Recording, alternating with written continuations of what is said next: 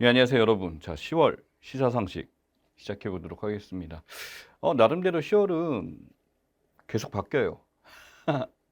그러니까 이전에 있었던 내용들에서 어느 정도 이제 변동도 있는 것 같고요. 그 이전에 있었던 것들에 대해서 어떻게 보면 결과 나오는 것들도 있고요. 그래서 이 새로운 10월에 대해서 그리고 여러분들이 이 강의를 볼 때면 또 지금 제가 얘기했던 것들이 어떻게 시시각각 변해 있을 수도 있습니다. 물론 여기서 중요한 것들 우리가 시사 문제로서 다룰 수 있는 것들에 대해서는 어느 정도 제시를 드리도록 하겠습니다. 맨 처음 보시면 아프간 협력체 이송 과정 미라클이었죠. 아마 신문에 거의 일주일 동안 대서특필 되면서 이게 어떻게 전달됐었고 그 다음에 실제로 이제 언론에서 다뤘던 거는 미라클에 대해서 이제 성공적으로 치렀는데 외신들은 칭찬을 많이 했거든요. 근데 이제 우리나라 기자들은 그런 꼬라지를 못 보죠. 그래서 이제 몇몇 이제 언론들 같은 경우는 칭송을 하기보다는 이제 그쪽이 남아서 여전히 처리하지 못했다라는 것과 또 하나의 관점은 실제로 이제 이들을 데려왔는데 그런 난민 수용에 대해서 국민들의 의견을 물어보았느냐라는 것들에 대한 하나의 사례다라고 볼 수가 있습니다. 보면은 이제 8월부터 시작됐죠. 카불 상황 악화되기 시작하면서 아프가니스탄에 특공대 도입하고 그래서 여기서 나름대로 이제 아프간인들 1차 이송 그다음에 320명 도착에 합류해서 지금 전달됐다. 그래서 아프간 협력자라고 부르는데 실제로 이들에 대해서 이제 특별 기여자라는 말을 하죠. 그래서 현격하게 우리나라 국가에 대해서 도움이 되거나 이제 이런 사람들에게 자격을 부여하는 것 중에 하나입니다. 그래서 이 자격을 보면 난민 아닌 특별 공로자인데 사실은 어떻게 보면은 지금 이 아프간 협력자라는 거에서 이제 명칭에 대해서 고민하다가 나오게 된 게 이 특별 기여자에 대한 얘기고요. 이들에 대해서 지금 하게 되는 게 여러 가지 준비도 많이 했습니다만 이제 단기 방문 비자에서 장기 체류 가능한 비자로 전환을 하게 됩니다. 그리고 몇 가지 이제 이들 활동할 수 있는 지원부터 시작이 되는 거죠. 근데 여기 조건이 좀 문제가 됩니다. 쉽게 얘기해서 이제 우리 국가 입장에서 생각하자면 이 난민을 수용하는 것이 맞느냐 그렇지 않느냐라는 거에 대해서 이론적으로 우리가 배웠던 이론으로 생각을 해봅시다. 이것을 난민을 거부해야 된다라는 이론은 사실 없습니다. 없어요, 이거는. 그러니까 이론적이지 않고 그냥 국민들이 원하지 않으니까 경제적으로 하는데 이론을 세울 수가 없어요. 왜냐면 어떤 도의적이나 국제 정치 상황에서 봤었을 때 난민을 수용하는 것은 뭐 몇 가지 예시를 들 수 있는 유명한 정치학자 롤스 아시죠? 입장에서 보자면 우리도 그런 입장이 될 수 있다라는 전제 아래 서로 열어둘 필요가 있다. 칸트 같은 경우는 이 영구 평화론이라고 하죠. 그래서 서로 간에 이제 환대권, 보편적 우호 조건을 가지고 그런 걸 돕는 것이 맞다. 싱어나 갈퉁이나 수많은 학자들이 얘기했던 거 보게 되면 이러한 난민을 수용하는 게 당연히 지당이 옳은 스토리다라고 말씀을 드릴 수가 있습니다. 근데 이 난민에 대해서 수용하는 거에 이제 국가 자체가 이제 팬데믹 상황이다 이러다 보니까 약간은 이제 사람들이 이런 것을 오픈하고 여는 거에 대해서 부정적인 게 우리나라 사람들이 좀 팽배해 있죠. 좀 그런 게 있습니다. 한국 사람들을 보자면 못되지는 않았는데 이제 풍족하거나 여유가 있다라고 한다면 오픈하는 거에서 굉장히 여유 있게 받아들입니다만 이게 그렇지 않은 상황, 시급한 상황이다 문제가 있다라고 한다면은 약간은 이제 편협하게 바뀌는 경향이 없지 않아 있는 것 같아요. 그리고 자기가 한 일과 자기가 하지 않은 일에 대한 구분이 매우 강해서 자기가 하지 않은 일에 대해서 자기가 하지 않은 일, 해서는 안 되는 일 구분하는 거에 대해서 굉장히 엄격한 경향이 없잖아 있죠. 근데 난민들에 대해서 이제 이들이 도대체 무엇을 했느냐, 왜 받아야 되느냐라는 거에 대해서 논쟁은 많이 되고 있습니다. 우습게도 우리 이제 어린아이들 가르치는 교육계에서는 당연히 이 사람들을 받아들여야 되고 이 사람들을 부정해야 된다는 이론 자체가 말이 안 되거든요. 그리고 그렇게 가르치지 않기 때문에. 근데 어느 순간 성인이 되게 되면 이러한 사람들의 문을 여는 것이 쉽지 않게 됩니다.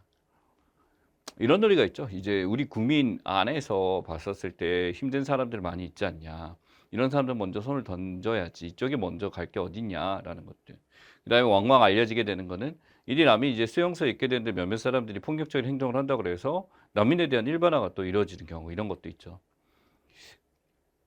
뭐 여러 가지 말들이 있습니다만 저 같은 경우는 이게 중립적으로 얘기할 수밖에 없는 상황이긴 합니다. 제 의견이 뭐냐라고 그러면 당연히 답은 있을 수 있지만 여러분한테 상식을 전달해 드린다라는 차원에서 어떤 입장이 맞다라고 볼 수는 없죠. 특별한 공로가 있어야 되기 때문에 여기 FOC방 보면 대한민국의 특별한 공로가 인자 특별 공로자, 특별 기여자라고 이제 부르게 되는 거죠. 그래서 이들에게 이것을 부여하게 되고 작성 미라클을 통해서 부여하게 된 겁니다. 당연히 이들에게 그러면 무슨 공로가 있느냐라는 것에 대해서 논란이 될 수도 있는 거죠.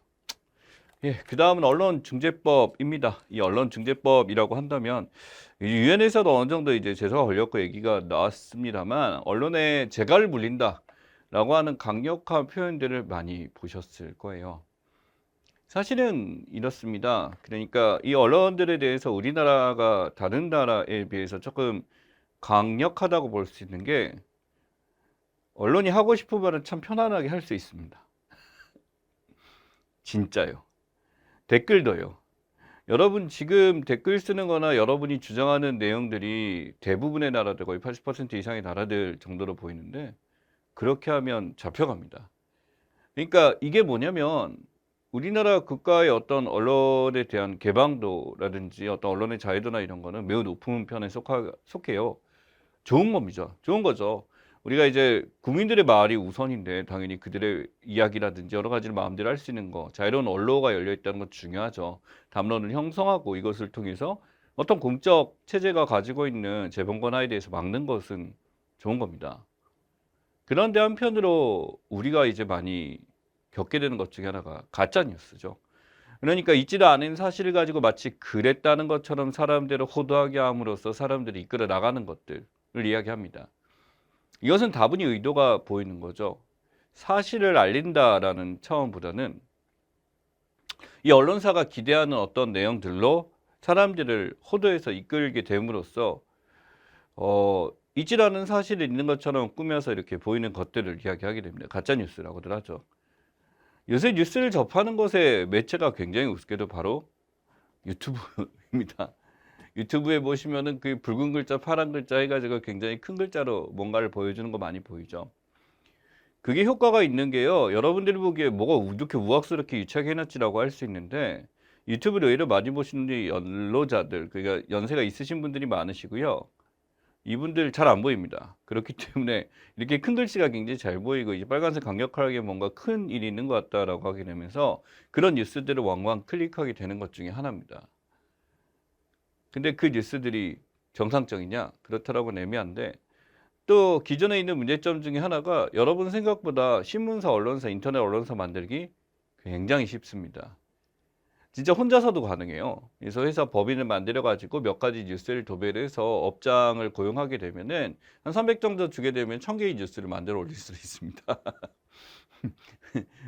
당연히 그 뉴스는 이제 업장 뭐 근로자라고 하지만 당연히 이러한 온라인 뉴스팀을 만든 다음에 어느 정도 이제 홍보를 한 다음에 뭐 어떤 뭐 일정 기업을 타겟팅해서 공격을 할 수 있을 거고요. 또는 어떤 새로운 이제 뭐 그것이 되지 않든 옐로 저널리즘을 활용해서 잡을 수도 있겠죠. 그런 것들이 이제 나타나다 보니까 이런 언론중재법에 대한 이야기가 나오고 있습니다. 당연히 이쪽에 보시게 되면 이 전문가 의견이라고 제시가 된 것들은 이런 언론중재를 싫어하는 거, 언론이 하고 싶은 말은 감안하게 해야 된다. 국가가 이런 것에 대해서 통제를 하는 것은 안 된다라고 하는데 통제를 한다기보다는 기존에 있었던 가짜뉴스를 막는다와 언론을 통제를 한다 그 선이 되게 애매한 것 중에 하나입니다. 당연히 징벌적 손해배상이 이루어지게 되면 언론할 때 위축돼요. 내가 지금 말하는 내용에 대해서 징벌을 받을 수 있고 손해배상까지 올 수도 있죠. 최대 3배에서 5배로 늘어나게 됩니다. 그렇게 되게 되면 여기에 대한 피해. 근데 이런 경우도 있습니다.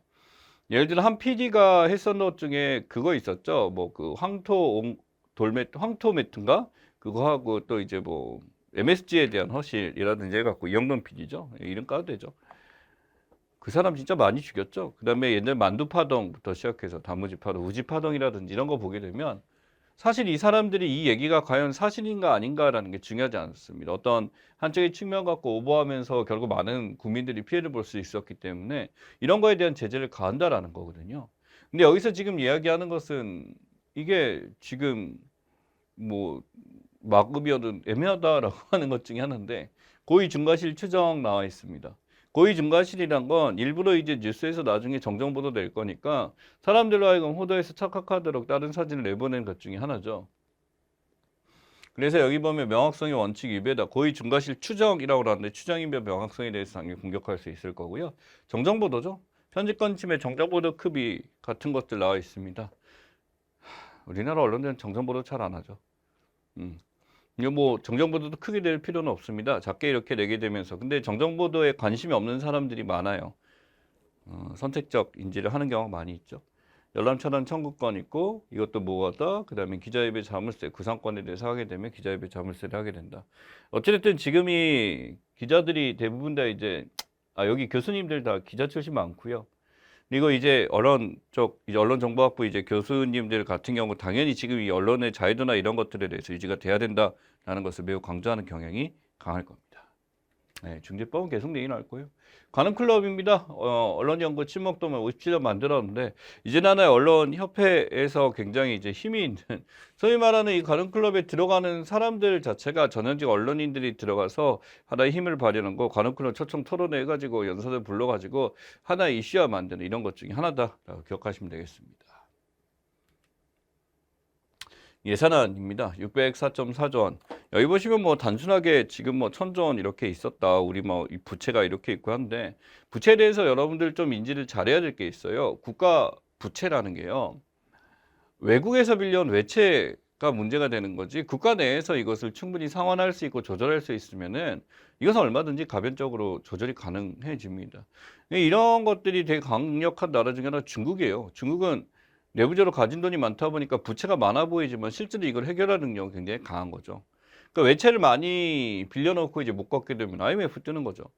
그래서 지금 우리나라 같은 경우도 지금 외채 규모 자체가 사실은 그렇게 크지 않고 부채가 높다고는 하지만 국가 부채에 대해서 충분히 가용할 만한 그래서 어느 정도 이제 경제적으로 나름대로 문제 해결이 가능하다라고 하고요. 604.4조 보면 보건복지 고용 나와 있습니다. 역시 코로나 쪽이나 고용 문제 해결에 이쪽에 있고요. 일방 지방행정 지방교부세에서 다운되들 많이 하고 교육은 뭐 83.2 뭐 당연히 들어가야 되는 것 중에 하나입니다. 국방인대에서 55.2 국방 55.2는요 이제 국방에 대해서 막 무기 사고 이런 거 필요 없지 않냐라고 하게 되는데 이거보다 월급 100만 원 주려고 합니다. 이제 병장들 월급 주고 어느 정도 이제 하고 예비군들 저는 이제 뭐 끝났고 민방위도 다 끝난 사람이죠. 예비군들이 이제 받았을 때 저 때 얼마 받았더라? 하여튼 차비해가지고 차비도 안 나왔던 것 같아요. 근데 지금은 이제 바뀐다라고 하면 13만 원 준다고. 와. 예, 근데 이게 바로는 안 될 거예요. 바로는 안 되는데 13만 원 2025년 정도 될 거면 13만 7천 원, 4천 원 아마 이 정도 되겠네요. 그러니까 이제 어느 정도 이제 그 훈련을 받거나 국가를 위해서 희생하는 그런 것들에 대해서 정확하게 최저임금 적용해서 이렇게 주겠다라는 관점입니다. 이제 최저임금 안 줬던 거죠. 참고로 제가 군대에서 이등병 때 받았던 거지. 저요 뭘 받았냐면 철책에서 있었기 때문에 그 약간 그 뭐지 그 생명수당까지 받은 9,900원이었습니다. 만 원이 안 됐어요.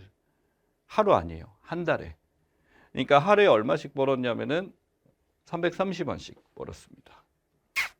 밥 다 주잖아요. 옷 주잖아요. 큰일 날 소리. 자, 그래서 여기 보시면 604.4조 원에서 청재치 이렇게 늘려놨다라고. 솔직히 예산안에 대해서 이렇게 늘어났다라는 거에 대해서 여러분 기억해야 될 게 왜 늘렸을까 또는 어떤 계획이 있을까라는 거 신경 써야 되는 바로 이겁니다. 거기 보면은 이제 그 제2차관 나와서 옆에 있는 그 사진입니다. 바로 국가에서 기획재정부에서 보여주는 건데 총지출에서 604.4점 8.3% 늘리고요. 통합재정수지 이제 규모 줄이고 GDP 대비 이걸로 줄인다라고 지금 나와 있습니다. 그래서 여기 내용 보면 4대 투자 충점에 눈에 보이는 게 경제회복도 보이고 포용적 회복도 보이고 하는데 여기 보니까 탄소 중립 디지털 전환 미래형 경제 구조 한국판 뉴딜입니다. 한국판 뉴딜 하게 되면 당연히 환경 디지털 그린 같은 경우인데 기본적으로 휴먼 뉴딜 인간 휴머니즘 인간을 중심으로 하겠다라고 하는 게 가장 큰 핵심이다라고 보시면 될 것 같습니다. 그래서 안전만해서 사람에 대한 투자를 하겠다. 이게 이상한 게 아닙니다. 여러분들 이제 제1의 물결, 제1의 물결, 제3의 물결 보는데 바로 제3의 물결이 바로 사람, 인구, 인간이거든요. 그래서 인간에 대한 투자를 늘리겠다라고 하는 게 지금 국가에서 제시하고 있는 것들 중에 하나입니다. 한국판 뉴딜 내용 보면은 여기 디지털 뉴딜, 그린 뉴딜, 휴먼 뉴딜 나와 있죠. 사람 투자해서 청년 정책 하겠다라는 거 있고 그린 뉴딜은 당연히 환경에 대한 거, 디지털 뉴딜 DNA 생태계 메타버스 그리고 AI에 대한 이야기들 나와 있죠. 그래서 이쪽에 투자하는 거 계속 늘려가면서 바꾸겠다라는 거 있고 DNA 생태계 강화, 이쪽엔 저탄소 분산형. 전 세계가 하나의 이슈화 되고 있고 굉장히 중요한 주제 중에 하나죠. 휴먼 뉴딜은 바로 고용사회 안전망, 고용에 대해서 안정적으로 유지하고자 하는 지원이 있습니다. 그래서 뉴딜 2.0 하게 되면 250만 개까지 일자리 창출된다 그러면 당연히 필요하죠. 코로나 시대 이제 재택근무 바뀌다 보니까 대기업이나 이런 데서 별로 이제 뽑지 않습니다. 그러다 보니까 지금 이러한 것들이 이슈화되고 있고 당연히 우리는 지금 국가에서 이러한 것에는 대책이 당연히 필요하다는 거 누구나 상기할 수 있을 것 같습니다. 위드 코로나죠. 이제 싱가포르와 영국이 그렇게 했다고 그랬어. 싱가포르는 뉴노멀이라고 부르고 영국 같은 이 위드 코로나에 대해서 자체적으로 문제가 발생해도 위드 코로나 계속 가겠다는데 이거는 이런 개념의 차이인 것 같아요. 위드 코로나를 해도 국민이 그렇게 위험하지 않다라는 게 인지가 된다면 그 얘기는 코로나가 가지고 있는 것이 국민들 코로나를 걸렸을 때 이게 바로 죽는다라고 하는 위험성이 다분하다라고 한다면 하면 안 되는 거고요. 이 코로나가 생각보다 살상력이 그렇게 크지 않다. 마치 우리가 알고 있는 계절 독감과 차이가 없다라고 한다면 그 위드 코로나라는 말이 가능할 것 같습니다. 또한 한국 사람들은 오버하는 경향이 있어요. 위드 코로나 하게 되면 코로나 함께 살라는 거냐? 이렇게 되는데 이거는 뭐냐면 코로나도 일상의 하나 마치 일종의 아노미 같은 건데 아노미 하게 되면 어떤 우리가 갖고 있는 새로운 문화나 새로운 것들이 들어와서 우리가 어떤 혼란스러운 상황이죠. 어떤 선택을 해야 될까? 위드 코로나라고 해서 코로나 함께 살라는 뜻이 아니라 이제 코로나에서 어느 정도 일상으로 다가가기 위한 표현이기 때문에 이 질병관리청 입장에서는 위드 코로나라는 표현에 대한 규명, 메타적 규명 자체가 상당히 애매하다라는 표현을 많이 합니다. 자, 거리두기 한 번에 없어진다 아니에요. 점차적으로 완화시키는 거지만 대폭 완화 이렇게 안 하고요. 확진자 들어도 상관없다. 확진자 계속 줄여야 되고요. 확진자 될 때 될 경우 당연히 여기에 대해서 말은 위드 코로나지만 이제 위드 코로나 어떤 방향성에 대한 이야기를 하는 거지 갑자기 확 풀어준다 이런 것도 아니고요. 확진자 수 집계하지 않아도 된다. 집계 매일 하되 주일에 발표한다. 이게 핵심이긴 한데요. 이제 매일매일 나와서 확진자 이렇게 보여주게 되면 사람들 하루하루 검색, 저도 이제 검색하죠. 불안하게 만드는 이런 것들에 대해서 없애겠다라는 거고 위드 코로나 마스크 한데 실내 마스크 착용 체육까지 지켜야 한다. 그래서 실내 안에 밀폐된 공간에서 사람들이 함께 있을 때는 반드시 마스크를 써야 된다라는 거 기억하셔야 됩니다. 언제쯤 될까 나와 있는데 9월 같은 경우 1차 예방 70%, 10월에는 70%의 노인 80 추가 접종까지 부스터샷인데 뭐 부스터샷에 대해서는 다양하게 이제 해결이 있죠. 지금 이제 가장 중요한 게 노바백스 이제 이게 허용이 떨어지냐 그거고요. 자, 그 다음에 추가 결정 12월 이후는 부스터샷 확대를 합니다. 그래서 이제 접종 끝난 사람들한테 그래서 확대를 해서 이제 안정적으로 하고 실내 마스크 착용 의무화 해제 굉장히 중요하죠. 실내에서 마스크를 안 써도 된다. 그 얘기는 실외에서는 이제 어느 정도 벌어도 제한하지 않겠다라는 거고 사적문 영업 제한 방역 체제 개편 등 나와 있습니다. 그래서 기존에 있었던 방식과 변화에 대해서 지금 계속 논의를 하고 있는 것 중에 하나다라고 기억하시면 좋겠습니다. 이제 뭐 그랬던 것 같아요. 제가 이제 금년부터 이제 여기 30만 원 전달할 때 이 코로나는 계속 말씀드렸던 것 같아요. 근데 아다시피 시사적으로 이게 안 중요하다라고 할 수가 없죠. 너무나도 우리가 체감할 수 있는 중요한 거기 때문에 기억을 하셔야 됩니다. 자, 의원내각제입니다. 모르시는 분들 없을 것 같고요. 여기 보면 의원내각제 대통령제 차이를 보이시면 어떤 게 보이냐면 기본적으로 이제 국민이 양쪽의 선거를 다 하는 게 아니라 행정부 선거에 대해서 입법부를 구성하게 되면 입법부에서 가장 많은 의석을 차지한 당의 수장이 총리가 돼서 이제 행정부를 하게 되고 이 행정부는 이제 내각을 구성하게 되죠. 여기서 이제 입법부와 행정부 간의 수상지명과 내각 부수의 은혜 해상권이 서로 간의 견제 조치로 있게 됩니다. 물론 이제 다수당을 차지하게 될 경우 그렇게 되지만 이후 총선의 결과에 따라서 이러한 총리 입장이 당연히 바뀌게 되겠죠. 그러니 굉장히 국민의 어떤 의견에 민감할 수밖에 없는 게 의원내각제의 특징이고 근데 나름대로 의원내각제는 대통령제에 비해서 굉장히 어떤 민주주의 수준이나 이게 어느 정도 다다랐을 때 한다라고 하고요. 우리나라도 이제 대통령제에서 이제 의원내각제 카드를 슬슬 도입을 해보자라고 헌법을 바꿔야 되죠. 그런 얘기 많이 하고 있습니다. 그래서 우리나라 이제 따로 뽑게 되니까 법률안과 동의 승인권이 있기 때문에 이 대통령의 권한이 센 편에 들어가고 저쪽 같은 경우는 이제 내각 불신 의회 선권 들어가기 전에 한 번에 그냥 확 갈아엎는 게 가능하게 됩니다.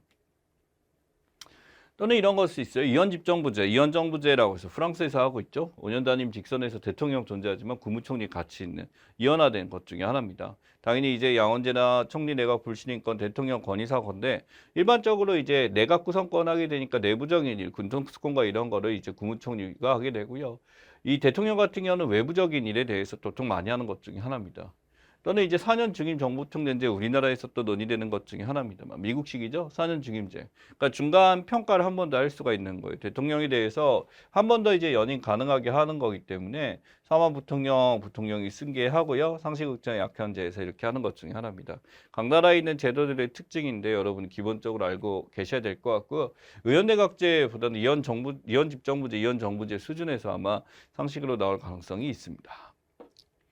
자, 일본이죠. 여기 나와 있는 스가 총재 불출마 선언에서 했는데 기시다 후미오가 지금 현재 당선이라기보다 이제 총재가 올라왔죠. 예, 그래서 이 사람이 됩니다. 자민당 측녀 발인권 해가지고 신중한 편이나 모호한 편. 쉽게 얘기해서 신중한 편이나 모호한 편은 별로 자기 의견을 잘 꺼내지 않는 사람이라는 거고요. 현안 관련해서 일본 정부 입장 유지하나 극단적 행동 안 하나 굉장히 온건한 쪽이다라고 알려져 있어요. 근데 여기서 숨겨진 거는 이 사람은 아베 오른팔이에요. 그러니까 어떤 이전에 이제 아베에서 스가가 물러나고 기시다한테 가는데 고노다로가 더 인기가 많았고 인기도 많았는데 안 된 이유가 어떻게 보면 내부에 아베 입김이 작용했다라고 볼 수도 있고요. 기시다 우미오를 통해서 자신의 의견을 계속 유지하려고 한다라고 하는 게 맞는 것 같습니다. 그래서 이시바나 고노다로 있는데 문제는 이 사람이 아니라 이 여자예요. 다카이치 사나 이제 사의를 했었는데 이 사람이 관방장을 맡게 됐죠. 그러면서 이게 종군이 한 번 없었다. 야식군이 신서 참배하다. 가장 꼴통 오브 꼴통입니다. 아주 개꼴통입니다. 그러니까 극우라고 해야 되겠죠. 극우라고 해야 되는데 극우 중에서도 아주 그냥 상극우입니다. 상극우. 그래서 지금 우리의 가장 칼날리고 이렇게 되는데 약간 이런 거를 지금 중국을 제외하고 다른 나라에서 여성들 중에 이런 걸 역할을 많이 맡고 있는 것 중에 하나입니다. 이제 여기 지금 자료에는 없지만 지금 이제 기시다가 맡고 이 사람 고노도 이제 자리를 주죠. 장관에 자리를 주는데 다카이치가 지금 이걸 사라이가 받게 되면서 이 여자는 이게 정상이 아닙니다. 역시 이것도 하나의 아베나 어떤 스가 이전에 있었던 강력한 극우적인 것을 말을 하는 참고 역할, 앵무새 역할을 했고 본인 자체도 굉장히 강성적이고 독특한 사람이에요. 뭐 관심을 가질 필요 없습니다. 뭐 오토바이 타고 돌아다니고 독특한 사람인데 이 사람은 저희적인 그 전범 일본을 아주 칭송하면서 딴 나라 우습게 보는 이상한 사람이니까 아마 뉴스에 자주 등장할 거다라고 생각하시면 될 것 같아요. 전자발찌 위치 추적 시스템 개요입니다. 위치 추적하게 되면 발목에 전자발찌 하죠. 단말결 1m 이상 떨어지거나 절단 시 당연히 경보음 발생해서 출동하게 되고요. 다음 발생 이동통신하고 관제소도 경보 올리게 되고 바로 나가게 됩니다. 그래서 보호관찰소에서 문자 메시지 정상하고 확인하게 됨으로써 위치 파악부터 제대로 시작돼야 되겠죠. 그러니까 기존의 전자발찌하고 좀 달라지긴 했는데 지금 이 전자발찌에 대해서 이 강윤성 얘가 여성 2명 살해하고 나가게 된 거에서 나오게 됐습니다. 1차 범행하고 내대구매 대피한 다음에 400만 원 출금해서 두 번째 피해자 또 하게 되고 한 게 된 거죠. 전자발찌가 지금 이 사람만 이제 절개하고 나온 게 아니라 또 있어요. 또 있고 이제 몇 가지 더 있을 거예요.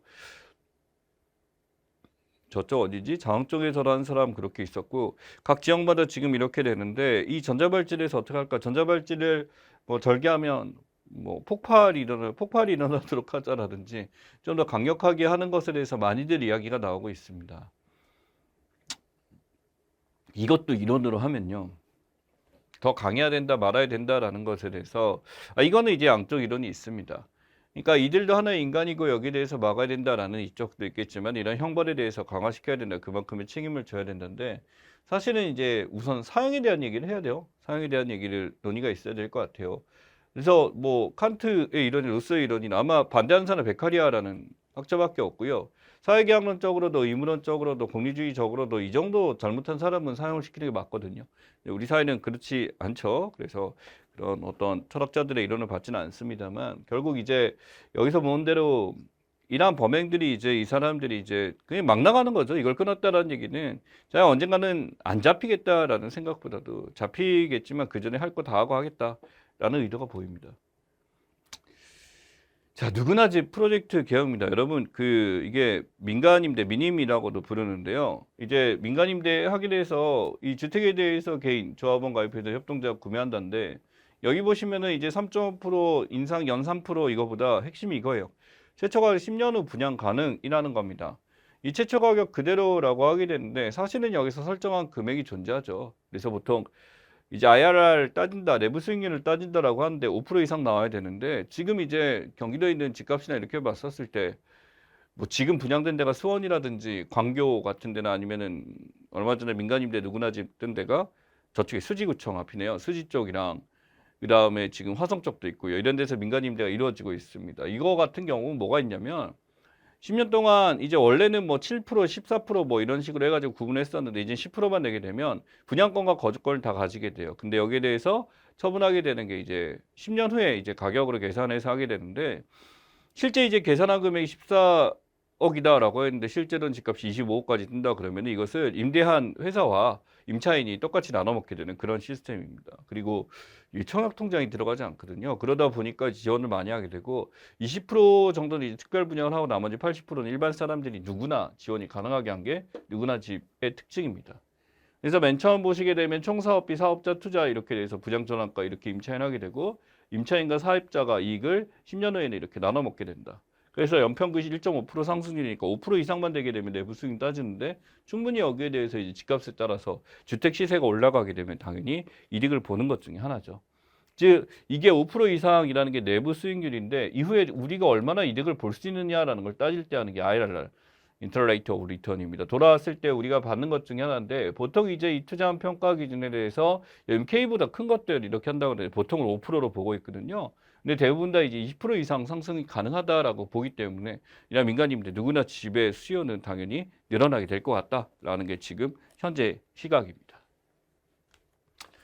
자, 윤석열 고발 사주 의혹입니다. 이 고발 사주라는 거에 대해서 저 그 뭐지 SNL인가요? 세컨 세러데이 나이트 라이브 방송인가? 맞나? SNL 맞죠? 예, 그래서 거기서 이제 나온 것 중에 이 고발 사주에 대해서 이제 비판이라기보다는 되게 재밌게 희화적으로 해놓은 거인데 고발을 사주한다. 누군가에게 고발을 하도록 제3자가 여기에 난입을 해서 고발을 하게 한 다음 검찰에서 조사를 해서 하게 된 거죠. 바로 이제 윤석열 부인에 대해서 이제 김건희라는 여성에 대해서 관련된 어떤 잘못된 뉴스들이나 여기서 잘못된 이제 비방한 내용들을 고발해서 그들을 조사하게 하라는 거고 여기서 이 손중사 수사정보정책관 당시에는 이 사람이었고 지금 인권보호관이죠. 이 사람이 이제 김웅이라는 자기 동기한테 이제 전달해주게 된 겁니다. 그래서 그 자료를 이제 김웅이 미리 이제 보게 된 거고 고발장을 작성한 적도 송부한 적도 없다. 다만 이 자료가 있었고 이것을 받아서 이제 김웅이 이걸 봤었고 조성원이 여기에 대해서 이제 그 어떤 정보를 가지고 있는 내부 고발자 역할을 한 거죠. 내가 제보자다. 김웅이 대검인은 접수하라. 절대 중앙지가 안 된다라고 해서 생각 접수 안 했다라고 해서 손중성이 후보자 캠프 사람인 줄 알았는데 알고 봤더니 그렇지 않고 오히려 저쪽 추미애 라인이라는 것을 이제 몰랐다. 뭐 이런 식으로 된 거였죠. 결국 이제 공수처에서 이제 조사를 하게 될 수밖에 없는 거죠. 그래서 관련 의혹들에 대해서 지금 하게 된 거고 이 공수처에서는 뭐 계속 나왔던 것 같습니다. 고위공직자 범죄수사처라고 해서 공수처장 한 명 있고요. 사장 한 명 있고 검사 40명, 20명으로 구성돼 가지고 고위공직자와 관련된 내용들께 이제 직무와 관련된 법안제들 또 관련된 내용들을 전부 다 조사하게 되는 것 중에 하나입니다. 최근에는 그 왜 이거 있잖아요. 그 이쪽 손이 아닌가? 이쪽 손인가? 왕. 이것 때문에 딴 게다 묻혀버렸어. 예. 그래서 이제 왕자. 그래서 지금 이 공수처에 대해서 지금 수사가 들어간 것 중에 하나고 이 고발 사주라는 것 뭐 이게 상식 문제로 내기는 쉽지는 않을 겁니다. 어떤 내용인지만 인지를 하시면 될 것 같고 누군가에게 대신 이제 고발을 해서 이제 수사에 착수하게 해달라. 당연히 이제 누가 고발하냐에 따라서 검찰이 갑자기 떠서 한다는 거는 당연히 어느 정도 힘이 있는 사람들이 이렇게 이루어졌겠죠. 내부적으로도 지금 공격하고 있습니다. 국민의힘 내부에서도 이렇게 하는 것은 옳지 않다라는 거에 송중표나 유승민, 장성민 나갔네요. 예, 유승민 의원도 얘기를 했었고 그래서 이야기하고 있습니다. 자, 수능 과목구조 출제 범위 수능 체제 개선입니다. 여러분 아마 수능을 다 보신 경험이 있을 겁니다. 고등학생 중에 이걸 보신 친구는 없을 거고요. 수능이 바뀌었습니다. 수능이 바뀌었는데 어떻게 바뀌었냐 했더니 문이과 구분이 없습니다. 이 뭔 소리야? 라고 할 텐데 수학을 보게 되는데 수학을 과목을 선택해서 보고요. 문과든 이과든 할 거 없이 사회과목, 과학과목 선택해서 볼 수 있다라는 겁니다. 그렇기 때문에 내가 지금 이과 출신이다라고 할지라도 사회과목 볼 수 있고요. 그다음에 내가 문과 출신인데 기하 벡터라든지 이런 거 선택해서 볼 수 있지만 안 하죠. 안 배울 테니까. 그래서 여기 보시면 2021 수능이라 그래서 확통, 미적, 나형, 문과에서 이렇게 나오게 되는데 여기 보면 구분이 없습니다. 2021 수능이 이번에 보는 수능이고요. 확률통계 미적 기하 중에 하나 선택합니다. 당연히 50% 이상 문과생들은 다 확통하고 역시 이과 아이들도 이제 어느 정도 이제 확통을 선택하는 경우가 있죠. 그거보다 신기한 게 이거 안 바뀐 거거든요. 여기 화장 언어 바뀐 거 있네요. 화장이나 언매 중에 하나를 선택한다. 언매, 언어와 매체, 화법과 장문.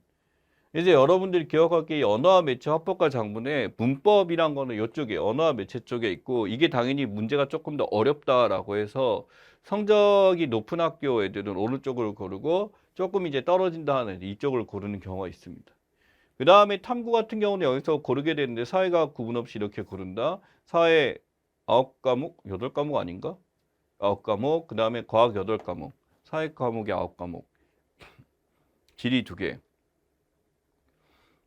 역사, 세계사, 동아시아사, 경제, 사회문화, 법과 정치. 8개인 줄 알았는데 아무튼요. 여기 지금 확인해야 되겠네요. 중요한 건 아니지만 말씀을 드리고 싶습니다. 예, 여기 지금 정확하게 나오진 않았네요. 사회 과목 같은 경우는 지금에서 구분 없이 17개 과목들 9개 과목이네요. 9개 과목해서 이렇게 하게 되고 여기 선택하게 된다는데 한국사 독립적으로 따로 있죠. 그래서 한국사 독립적으로 있는 거는 의무로 지금 다 봐야 되는 거. 이건 안 보면 안 되는 것 중에 하나고 여기 9과목 중 태길이 바뀌었습니다. 그래서 이 중에서 하나 하게 되는데 이게 또 절대평가도 된다라고 하는 거. 절대평가량을 일정한 점수를 높으면 되는 것 중에 하나죠. 지금처럼 어떤 수능 제도가 이제 문이과 통합 수능으로 바뀌었습니다. 물론 여전히 이과생들이 선택하는 거 문과생들이 선택하는 게 다변화 됐습니다만 어떤 교차 크로스로 선택하는 게 굉장히 편안해졌다라는 게 하나의 의미가 있다라고 말씀을 드리고 싶네요. 정시모집 비율입니다. 당연히 문이과 통합이 되게 되면서 교차도 많아지고 하다 보니까 실제로 이제 지금 보게 되면 서울 주요 대상에 바로 건국대, 고려대, 화려한 대학들 짠뜩 나오네요. 이러한 대학들이 전부 정시 비중을 이렇게 높이게 된 겁니다. 이 정시 비중은요, 수시에서 이월되게 되면 더 높이기 때문에 실제로는 조금 더 높은 수치로 갈 수도 있다라는 것을 말씀드리고 싶어요. 그래서 정시가 커졌다라는 거는 그만큼 이제 수능이란 거에 대해서 비중 자체가 커지고 과거에 수시가 갖고 있는 문제점들이 없어진다. 라는 것들을 볼 수가 있습니다. 당연히 추구돼야 되는 것들 중에 하나였고요. 이제 좀 있으면 조금 더 이제 정식적으로 바뀌어지면 사람들이 많이 얘기하는 방식으로 수정이 되지 않을까 싶습니다. 잠시만 쉬었다가 뒤에서 이어가도록 하겠습니다.